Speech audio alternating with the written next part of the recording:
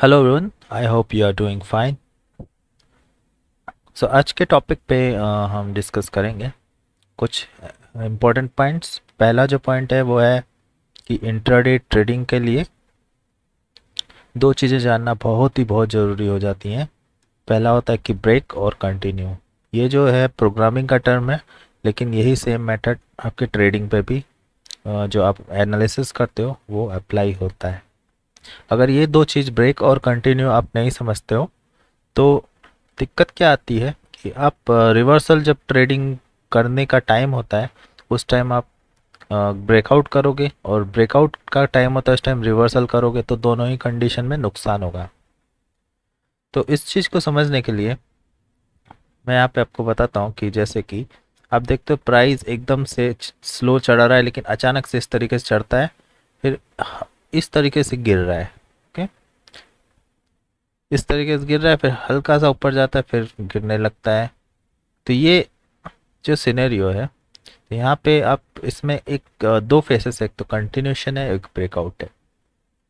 तो अब जब ये देख रहे हो, ये एक सिनेरियो देख रहे हो, तो प्राइस यहाँ पे कंटिन्यूशन तरीके से चढ़ रहा है, और कंटिन्यूशन जो होता है वो हमेशा मतलब एक कांस्टेंट रेट से चलता है प्राइस। लेकिन ब्रेकआउट जो होता है वो मोमेंटम होता है उसमें, और वो कांस्टेंट रेट से नहीं होता है। तो आपने देखा कि ये जो मूव है, इस मूव को पकड़ने में अगर 4 घंटे लग चुके हैं, तो ये जो मूव है जो इससे भी ज़्यादा बड़ा है, इसको सिर्फ आपको लगते हैं 4 मिनट। ओके, तो पैसा कहाँ बन रहा है? अगर आप मतलब ज़बरदस्ती हट मार के मतलब ये डिसाइड कर लोगे एकदम रिगिडली कि भाई मेरे को ऐसा कंटिन्यूशन से ही पैसा बनाना है, मैं स्कॉल्पिंग करूंगा छोटे छोटे, तो ऐसे 10 ट्रेड करोगे, लेकिन एक ट्रेड का जो नुकसान होगा वो बराबर हो जाएगा 4 मिनट के अंदर। तो ये तो हर मार्केट पे होता है। और इसके लिए इसको टैकल करने के लिए हमें ये समझना पड़ता है कि कंटिन्यूशन कब हो रहा है, ब्रेकआउट कब हो रहा है। तो इसमें आप देख रहे हो जब प्राइस इस तरह से गिर रहा है तो कंटिन्यूशन है, लेकिन अगर इस रेंज का इस तरीके से ब्रेकआउट होता है तो वो एक ब्रेकआउट है। तो जो आपकी स्ट्रेटजी होती हैं वो भी डिफरेंट टाइप से रिएक्ट करेंगे मार्केट में। जब कंटिन्यूशन होगा तो कंटिन्यूशन वाली स्ट्रेटजी काम करेंगी, और जब ब्रेकआउट होगा तो ब्रेकआउट वाली चीज़ें काम करेंगी। तो इसको सबसे अच्छा तरीका है समझने का, तो सिर्फ एक ही तरीका है, वह है मेरे लिए ट्रेंड चैनल। ट्रेंड चैनल एक ऐसी चीज़ है जो कि चीज़ों को कंसिडर कर लेती है कि प्राइस एक मतलब कॉम्प्रेस हो रहा है। कॉम्प्रेशन जैसे आपको ट्रायंगल भी अगर पता है, ट्रायंगल में आपको पता है कि प्राइस इस तरीके से कॉम्प्रेस हो रहा है, तो फिर ब्रेकआउट होने का एक्सपेक्टेशन किया जाता है। दूसरा चीज़ें आती हैं कि राइजिंग और फॉलिंग वेजेस, जहाँ पे आप देखते हो अगेन कॉम्प्रेशन होता है प्राइस पे। तो इस कॉम्प्रेशन के बाद ब्रेकआउट होने का चांसेस रहता है। तो ये जो चीज़ें हैं अगर आप नहीं समझते हो तो बहुत बड़ी दिक्कत आएगी कि आपके पास एक सक्सेसफुल स्ट्रेटजी होने के बावजूद भी आप उसको गलत टाइम पे अप्लाई करोगे, तो वहाँ पे काम नहीं करेगी, फेल हो जाएगी। फिर उसके बाद डिमोटिवेट हो जाते हैं लोग कि स्ट्रेटजी तो ठीक है पर कभी काम कर रही कभी नहीं काम कर रही, इसका क्या रीज़न हो सकता है। तो इसी रीज़न को फाइंड आउट करने से पहले आपको ये समझना होगा कि कंटिन्यूशन और ब्रेकआउट की होता क्या है। तो ये जो चार्ट है आप देखते हो, बीटीसी का चार्ट है। यहाँ पे अगर आप देखोगे कि प्राइस एक कांस्टेंट तरीके से चढ़ रहा है एक ट्रेंड चैनल के अंदर। ओके, यहाँ पे आप देख रहे हो कि किस तरीके से प्राइस चल रहा है और इस सपोर्ट और रेसिस्टेंस को फॉलो अप कर रहा है। लेकिन जैसे ये इस रेंज को तोड़ता है, ये है एक ब्रेकआउट का टर्म, मतलब price out of the range चला गया है, और फिर प्राइस बहुत ही इमीडिएटली शार्पली गिरता है। तो अगर आप इसको कंपेयर करोगे कि टाइम कितना लगा, ये जो यहाँ से यहाँ तक का जो मूव है इसमें टाइम कितना लगा, और यहाँ से इधर आने में कितना टाइम लगा, कितना छोटा टाइम लगा। देखिए अगर हम जैसे कि इस यहाँ से आप नाप रहे हो, ये लो है और ये हाई है, ठीक है, और यहाँ से आप अगर आप नाप रहे हो तो इसका आधा, ये मिडिल पॉइंट है, इसके आधे से भी कम टाइम में उससे बड़ा मूव दे दिया है। ओके, तो ब्रेकआउट बहुत ही मतलब फास्ट होता है, और ये कंटिन्यूशन कांस्टेंट रेट पे चढ़ता है। इस पे स्लो पैसा बनता है, इस पे आप हाई लेवरेज से स्कॉल्पिंग कर सकते हो। इस कंडीशन में लो लेवरेज या जीरो लेवरेज के साथ होल्ड करके उतना ही पैसा बना सकते हो जितना आपने यहाँ पे समय दे के बनाया है, और वो भी कुछ मिनटों में ही। लेकिन अगर आप इसको समझ सको तो तो यहाँ पे देखिए जो भी फैक्टर्स अप्लाई होते हैं, सबसे पहले एक आपको पता होगा कि ट्रेडिंग में दो ही चीज़ें जो होती हैं वो उसके अकॉर्डिंग ही प्राइस सारे मूवमेंट देता है। पहली है आपकी प्राइस और दूसरा है टाइम। ठीक है, बहुत सारे लोग सिर्फ प्राइस को ही स्टडी करते हैं, टाइम को नहीं करते हैं। तो टाइम एक ऐसी चीज़ है जिसके कारण ही प्राइस, ये दोनों का कॉम्बिनेशन अगर जब होता है तभी आप एक सक्सेसफुल ट्रेडर बन पाते हो। बट अगर आपके पास ये नहीं है टाइम को स्टडी करने का, या फिर रिसोर्सेज नहीं है, या आप किसी वजह से आप टाइम को नहीं समझ पा रहे हो, तो प्राइस के जरिए भी आप काम कर सकते हो, लेकिन यहाँ पे हैवी रिस्क मैनेजमेंट आपको मतलब फॉलोअप करना पड़ता है। और थोड़ा सा position sizing, okay, position sizing भी है, वो भी आपको लगाना पड़ेगा, क्योंकि इसमें इस कंडीशन में सिर्फ आप सिर्फ प्राइस के स्टडी पे ट्रेड करना चाहोगे, एसएल भी हिट होंगे। और क्योंकि एक्यूरेसी इसमें उतनी ज़्यादा नहीं मिलेगी क्योंकि आपको टाइम का नॉलेज नहीं है।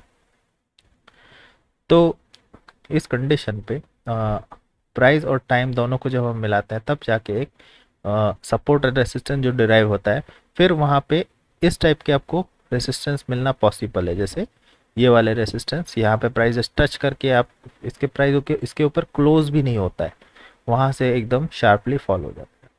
लेकिन दिक्कत क्या होती है कि जब आप टाइम का स्टडी नहीं करते हो तो आपको सिर्फ ये वाला लेवल नहीं मिलेगा, आपको मिलेगा ऐसा लेवल मिलेगा, जैसे ये वाला भी मिल गया, ठीक है, ये वाला भी मिल गया, बहुत सारे लेवल मिल जाएंगे। तो दिक्कत क्या आएगी कि यहाँ पे आप सेल करोगे, थोड़ा टेम्पररी आपको प्रॉफिट ऑन स्क्रीन प्रॉफिट दिखेगा, लेकिन फिर उसका ब्रेकआउट हो जाएगा।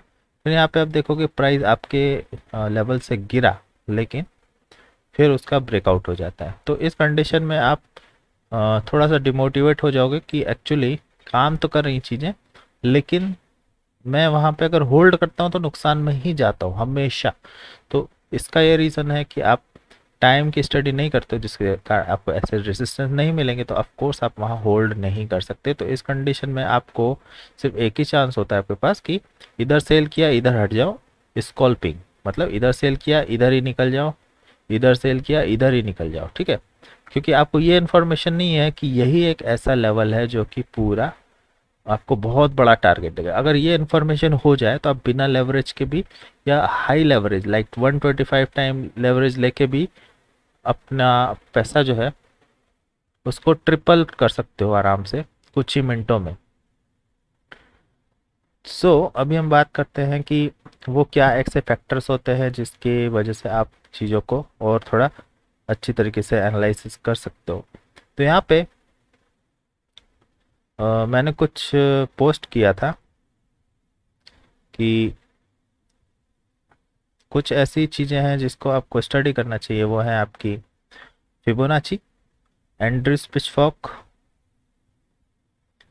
And highest lowest point, trend channel, और कैंडलस्टिक और हार्मोनिक पैटर्न। देखिए ये कुछ ऐसी चीज़ें हैं जिसमें कुछ चीज़ों में आपका टाइम का इंक्लूजन भी है और टाइम का इंक्लूजन नहीं भी है।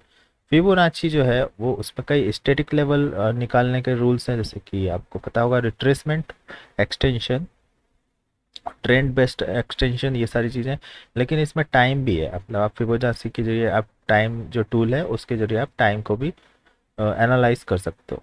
पिच फॉर्क एक ऐसी चीज़ है जो कि, और या फिर ट्रेंड चैनल जो एक ऐसी चीज़ हो गई जो कि आपके डायनामिक रेंज को स्टडी करते हैं। लेट्स से कि यहाँ पे आप देख रहे हो कि ये जो ट्रेंड चैनल जिस तरीके से चल रहा है, एक ये डायनामिक चैनल हो गया, क्योंकि इसका जो प्राइस है टाइम के अकॉर्डिंग चेंज हो रहा है। मतलब ये वाला जब रेसिस्टेंस इस टाइम के लिए वैलिड था, लेकिन ये वाला रेसिस्टेंस इस टाइम के लिए वैलिड है। अगर ये रेसिस्टेंस इस टाइम पे इसकी वैल्यू जीरो है और इस रेसिस्टेंस की इस टाइम पे वैल्यू जीरो है, क्योंकि यहाँ ब्रेकआउट हो चुका है, और यहाँ पे ये इसका भी ब्रेकआउट हो चुका है, और इधर पे इस लेवल की कोई वैल्यू नहीं क्योंकि वहाँ प्राइस ही नहीं है। So this is a dynamic channel, so इसकी स्टडी बहुत इंपॉर्टेंट, और ये आपको हर एक चार्ट पे ट्रेंड चैनल फॉलो अप करोगे तो उसमें आपको मिल ही जाएगा। बट द प्रॉब्लम इज़ कि राइट ट्रेंड चैनल को फाइंड करना थोड़ा सा टिपिकल हो जाता है, क्योंकि कौन सा ट्रेंड चैनल काम करेगा इसकी भी बहुत ही गहरी स्टडी है, जिसको मतलब पूरा वेबिनार में ही कवर किया जा सकता है।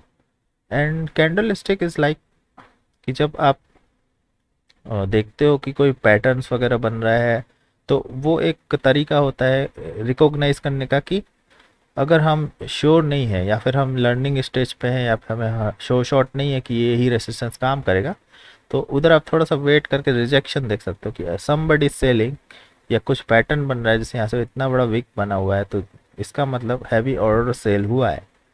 ठीक है, इधर भी आप देख रहे हो हैवी ऑर्डर सेल हुआ है, आप बोल सकते हो। इधर भी आप बोल सकते हो कि ये क्लोजिंग तो ही है लेकिन उसके बाद प्राइस गिरा है। ओके, बट इनमें से आप डिफरेंशिएट कर कैसे करोगे कि यही वाला एक जो लेवल है वो इम्पोर्टेंट लेवल है। ओके, तो ये बहुत बड़ा फैक्टर बन जाता है, इसलिए हम पैटर्न्स को भी देखते हैं, क्योंकि ये भी कुछ कुछ हद तक काम आ सकता है कि लेट्स से कि अगर ये एक कोई ये बेरिश हरामी पैटर्न है, तो इस पे अगर हम ट्रेड करते हैं तो अपना स्टॉप लॉस इधर लगा देंगे। तो मैंने बताया अगर आप सिर्फ प्राइस के जरिए ट्रेड करोगे तो आपके एसएल भी हिट होंगे, और यहाँ पे आप देख रहे हो अगर बुक नहीं करते हो टारगेट तो एसएल हिट हो जाएगा। लेकिन इधर है, इधर क्या है, इधर ना भी एसएल लगाओगे आप, एसएल लगाना तो बहुत ही ज़रूरी होता है, लेकिन अगर नहीं भी लगाते हो तो आपको कोई यहाँ पे कुछ हार्म नहीं पहुंचा सकता, क्योंकि you know the you are following the time. और टाइम का इंक्लूजन एक ऐसी चीज़ है जिससे आप ये पता लगा सकते हो कि ये एक टॉप लेवल है, टर्निंग पॉइंट्स क्या है बोले। तो इसमें कुछ ऐसे फैक्टर भी होते हैं कि देखिए रेंज, जैसे प्राइस एक जब एक रेंज में फंस जाता है, काफ़ी टचेस दे देता है, तो आप कुछ एनालिसिस करने लगते हो कि अब ब्रेकआउट होगा, अब ब्रेकआउट होगा, दैट काइंड ऑफ टाइम।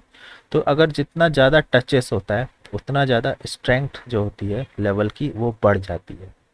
ठीक है, तो फॉर एग्जांपल अगर कोई चैनल ऐसा है जहाँ पे एकदम से प्राइस आया, एक टच दिया, एक टच दिया, ब्रेकआउट हो गया, उसकी अपेक्षा कोई चैनल ऐसा है जहाँ प्राइस आया और काफ़ी देर तक रेंज में फंसा रहा और उसका ब्रेकआउट होता है, तो ये वाला ज़्यादा स्ट्रांग होगा। ठीक है, तो आप यहाँ पे देख रहे हो कि एक्चुअली मल्टीपल टचेस हैं। हम क्या एक्सपेक्ट करते हैं, 2 touches in the down side and 2 touches in the up side, लेकिन यहाँ पे हो क्या रहा है कि मल्टीपल टचेस है। जैसे आप देख रहे हो 1 2 3, और यहाँ पे आप अगर डाउन साइड देखो 1 2 3, ओके, फोर्थ, बहुत सारे टचेस हैं। यहाँ पे भी आप देख रहे हो 2 टचेस, तो इस creates a very powerful trend channel. और इसका जब ब्रेकआउट होता है तो कई बार फॉल्स ब्रेकआउट भी होगा, लेकिन जब इसका फाइनली ब्रेकआउट होता है तो यहाँ पे आपको होल्ड करने का रहता है, क्योंकि ये काफ़ी स्ट्रॉन्ग एक ट्रेंड चैनल होता है।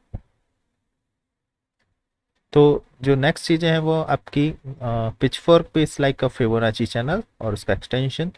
और हाईएस्ट लोएस्ट पॉइंट क्या होता है, देखिए कि इसने ये ट्रेंड चैनल का ये आपका बॉटम क्या है और ये टॉप क्या है।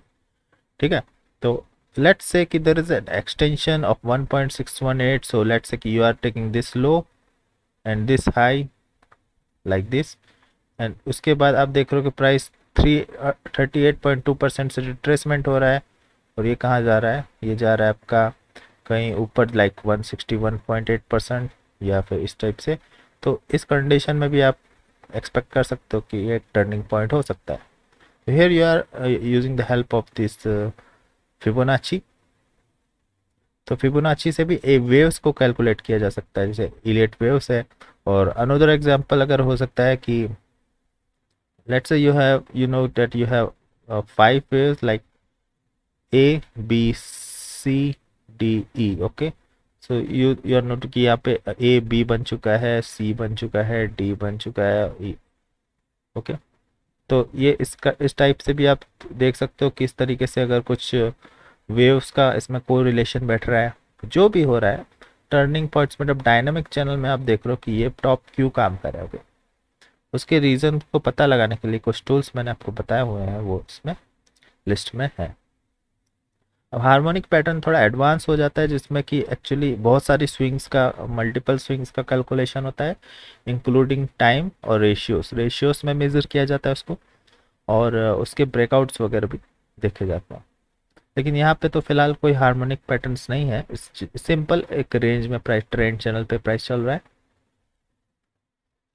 सेकंड चीज आ जाती है जो कि थोड़ी सी और कॉम्प्लेक्स हो जाती है।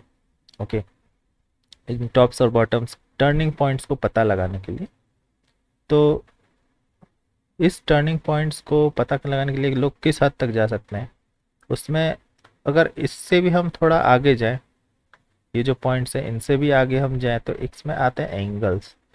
एंगल्स देखिए फिबोनाची में भी होते हैं, लाइक फिबोनाची फैन एक टूल है, उस पे भी आप एंगल टाइप की चीज़ें ही होती है, लेकिन वो चीज़ें जो होती हैं वो इस चार्ट पे कभी काम ही नहीं करेंगी, क्योंकि आप देख रहे हो कि अगर मैं चार्ट को इस तरीके से अप डाउन करता हूँ तो एवरीथिंग इज चेंजेस हियर। सो अगर यहाँ पे मैं ट्रेंड एंगल ले लूँ और यहाँ पे मुझे पता है कि ये जो एंगल है ये आपका है 20 डिग्री, ठीक है, लेकिन मैं जब इसको चेंज कर रहा हूँ तो आप देख रहे हो ये एकदम गलत तरीके से, एंगल तो 20 डिग्री है लेकिन ये चार्ट पे कभी भी परफेक्टली काम नहीं करेगा। तो इसके लिए हमें अपने चार्ट को स्केल करना पड़ता है। तो स्केल हम किस तरीके से करते हैं वो मैं आपको बता देता हूँ। इस पे स्केल करने के लिए तो दूसरा मेथड है, बट ट्रेडिंग व्यू में किस तरीके से स्केल कर सकते हैं वो चलिए हम देखते हैं।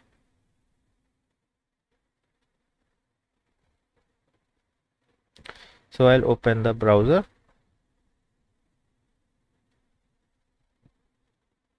and I will open trading view.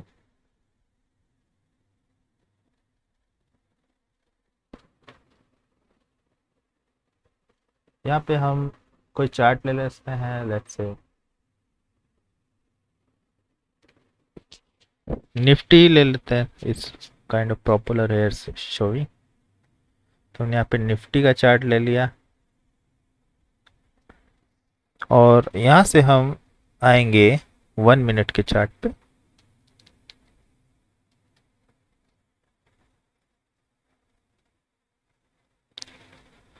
और 1 मिनट पे चार्ट पे आने के बाद हमें यहाँ पे हाईएस्ट एंड लोएस्ट पॉइंट खोजने। अब देखिए इस ये जो एरिया है चार्ट का, इसमें लोएस्ट पॉइंट कौन सा दिख रहा है मुझे, ये वाला, ठीक, ये वाला दिख रहा है। अभी हमें क्या करना है कि यहाँ से टूल पे लेना है और लेना है गैन स्क्वायर फिक्स्ड। फिर हमें क्या करना है कि इस लोवेस्ट पॉइंट के बाद नेक्स्ट लोवेस्ट क्या है, ओके, उसको लेना है। तो इस कंडीशन पे नेक्स्ट लोवेस्ट देखिए, ये भी है लो, ये भी लो है, ये भी लो है, ये भी लो है, ये भी सारे लो हैं, इतने सारे लो हैं। तो हमें कौन सा लेना है उसके लिए हमें डायनामिक स्टडी करनी पड़ेगी इसकी ट्रेंड चैनल लगा के, और यहाँ पे हम डायनामिक लो फाइंड करने का कोशिश करेंगे कि इस लो के बाद मेन लो आपका यही है, ठीक है, क्योंकि इसमें आप देख रहे हो कि एक पैरेलल चैनल जो है वो ऑलमोस्ट एडजस्ट हो रहा है। Okay, if I adjust it like this then what you can see here कि ये नीचे 2 टचेस से ऊपर भी आप देख रहे हो रिस्पेक्ट कर रहा है इस टचेस को। ओके, सो इसी को हम एक अपना बेस पॉइंट मान के हम ये जो नेक्स्ट पॉइंट है गैन स्क्वायर फिक्स का, उसको हम इस लोवेस्ट पे एडजस्ट कर लेंगे। ठीक है, एडजस्ट करने के बाद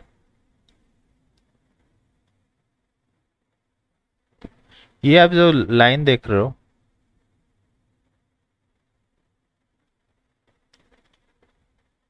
दिस कलर स्पेस, इसका जो इसके पहले का प्रीवियस हाई है उसको हम यहाँ एग्जैक्ट एडजस्ट कर लेंगे। एडजस्ट करने के बाद यहाँ पे हम जाएंगे और lock price to bar ratio पे क्लिक कर देंगे। अभी हम चार्ट को कुछ भी कर लें वो स्केल्ड ही रहेगा। ओके, मतलब ये देखिए ऊपर नीचे तो करेंगे तो भी ये पीछे जूम आउट और जूम इन हो रहा है, बट इसकी चार्ट की स्केलिंग जो है वो चेंज नहीं हो रही है। एक बार चार्ट स्केल हो चुका है अगर, तो हम इसको रिमूव कर देंगे, इसका ज़रूरत अभी हमें नहीं है।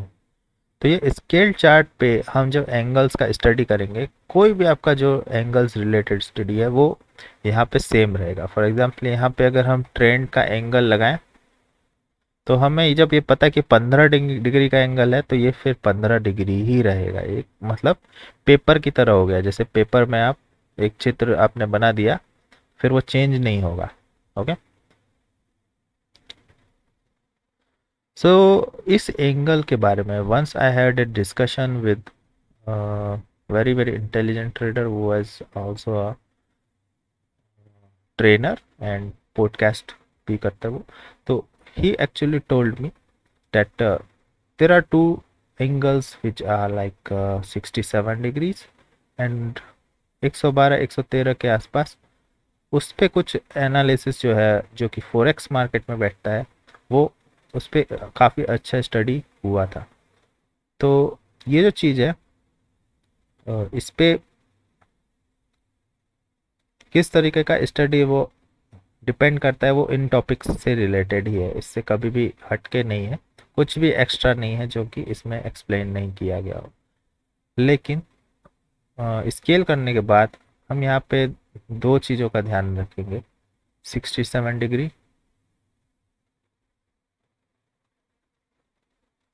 And 112 113। I can also show you that chat see 67। Actually he is a Russian, is not an Indian. And अगर हमें इस चीज़ को ट्रांसलेट करता हूँ तो आपको translate, so what is saying कि सुधार के लिए 67 डिग्री और समय के लिए 112। सुधार मतलब करेक्शन, करेक्शन जो होता है प्राइस में, उसके लिए 67 डिग्री, और समय के लिए 112 से 135 डिग्री क्षेत्र। ठीक है, मेरे लिए आधार है, मतलब इससे बेस पॉइंट। तो करेक्शन और 112 ऐसे 135 के बीच में जो टाइम होता है। This is a clue for you guys, जो भी एंगल्स का स्टडी कर रहे हैं ये इन्फॉर्मेशन के लिए यूज़फुल हो सकती है। जहाँ पे हमने 67 को हमने यहाँ मार्क किया है, और हम इसको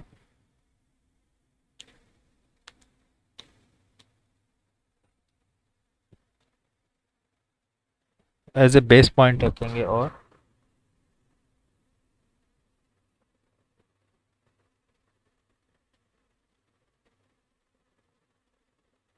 एक सौ बारह से 135 इस काइंड ऑफ थिंग।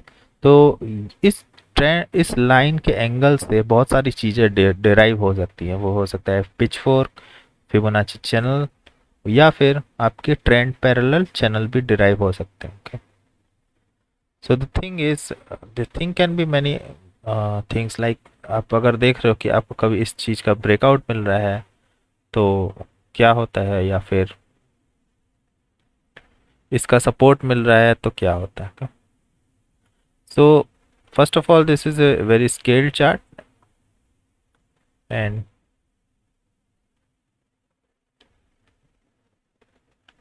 सो जरूरी नहीं है ये चीज़ निफ्टी के अकॉर्डिंग हो, क्योंकि this is a for thing for forex.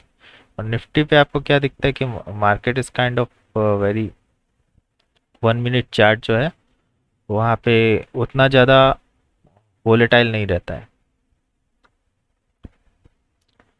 But this is a base point for studying of time.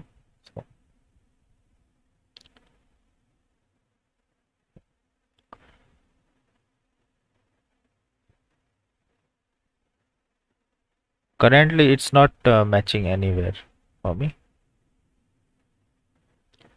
so ये दो चीज़ें हैं, 112 से 135, ये इसका क्या बेस निकलता है वो आपके रिसर्च के ऊपर है। हालांकि this is a very crucial point for studying your any angle based information. और एंगल का जो इंफॉर्मेशन है वो अभी भी बहुत ही मतलब काफ़ी रेयर है, क्योंकि इसका आपको इंफॉर्मेशन बहुत कम मिलता है। But the thing is, W D Gann ने भी एंगल्स की बात करी थी कि एक पर्टिकुलर एंगल्स पे जो चीज़ें होती हैं वो थोड़ी स्पेसिफिकली काम करती हैं। तो यहाँ पे अगर डब्ल्यू डी गैन की हम कुछ चीज़ें ले लें, जैसे गैन फैन ले लेते हैं। तो अगर हम इस बॉटम से एक 45 का एंगल लेते हैं पहले, 45,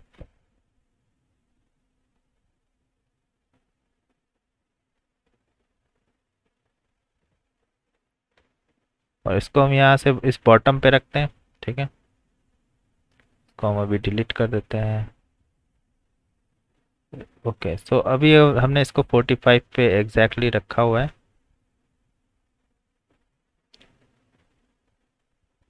एट दिस पॉइंट। तो अभी हम यहाँ से गैन फैन लेते हैं, इधर से इसको हम अगर रखते हैं तो गैन रिलेटेड जो चीज़ें हैं वो आप देख सकते हो कि इस चीज़ पे थोड़ा सा वर्क करेंगे, क्योंकि this is a scale chart और यहाँ पे आप देख सकते हो कि price is almost taking a little bit earlier support in this range, and after that price ने इधर से सपोर्ट लिया है। इस भले इट्स टेम्पररी हो, लेकिन ये एक मतलब सोर्स है कि how to use this thing with a scale chart. In this example यहाँ पे आप जैसे कि अगर हम ब्रेकआउट की बात करें तो आपने देखा कि प्राइस जब ऊपर गया तो यहाँ से इसने ब्रेकआउट कहाँ पे किया हुआ है, इसका ब्रेकआउट किया, इसका ब्रेकआउट करने के बाद रिजेक्शन एंड अगेन कंटिन्यूएशन। फिर इस रेंज का ब्रेकआउट जब दोबारा किया, फिर यहाँ से इसने रेजिस्टेंस लिया है, यहाँ पे रिजेक्शन रिजेक्शन, ये सपोर्ट लिया है। ओके, ये जो चीज़ें हैं ये प्रूव करती हैं कि गैन फैन जब हमने स्केल चार्ट पे लगाया है तो इसका कुछ इफेक्ट दिख रहा है इस चार्ट पे। और अगेन इस प्राइस ने जब इसको अगेन अंदर की तरफ इधर ब्रेकआउट दिया है इस रेंज पे, फिर प्राइस ने जब वापस से इधर से कंटिन्यूएशन किया है तो इधर देखिए आपने सपोर्ट दिया और वो एक टारगेट किया, यहाँ पे फिर से सपोर्ट मिला है, लेकिन इसका ब्रेकआउट जैसे हो गया है ये रिजेक्शन का काम कर रहा है, फेल्ड हो गया है, फिर ये रेसिस्टेंस बन गया है। ओके, फिर इस लाइन से पहले ही आपने देखा सपोर्ट आना शुरू हो गया है। तो अभी ये क्वेश्चन आता है कि कब तक काम करेगा, यानी लिमिटेड टाइम तक तो काम नहीं करेगा, क्योंकि अगर एक नया टॉप बन जाता है तो सिंपली क्या होता है कि ये अगर टॉप बन गया है तो इधर आपको फिर से 45 लाइन की डालनी पड़ेगी, इधर से 45,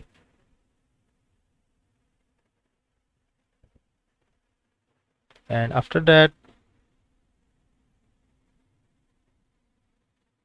यहाँ पे आप फिर से अगर गैन फैन डालोगे तो अगर ये टॉप होता तो ये इस लाइंस को रिस्पेक्ट करता, बट इट्स नॉट रिस्पेक्टिंग। तो आप देख रहे हो क्या इसका हाइट टूट सकता है may be, so it's not being respected. जैसे ही इस रेंज के बाहर गया वो इनवैलिड हो जाता है। इसका मतलब है कि आपने जो फिबोनाची टाइम या फिर टाइम की स्टडी के according this is not a type of top की टर्निंग पॉइंट नहीं है ये।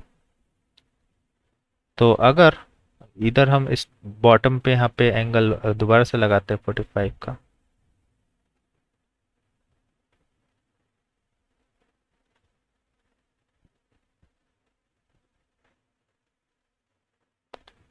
सो इधर से हम डब्ल्यू डी कैन पेन अगर लगाएं